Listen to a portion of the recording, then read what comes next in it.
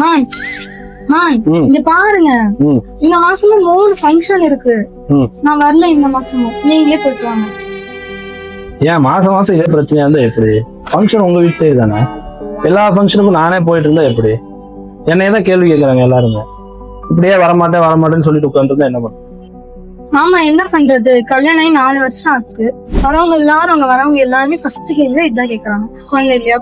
எனக்கு கஷ்டமா இருக்கு ஒவ்வொரு டைம்.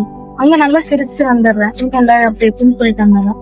ஆனா உள்ள வந்து எனக்கு ரொம்ப கஷ்டமா இருக்கு, அழுகையா வருது. ஓ அப்படி சொல்றியா? சரி, அதுவும் கரெக்ட் தான். சரி விட, நானே போயிட்டு வந்தேன். சரியா?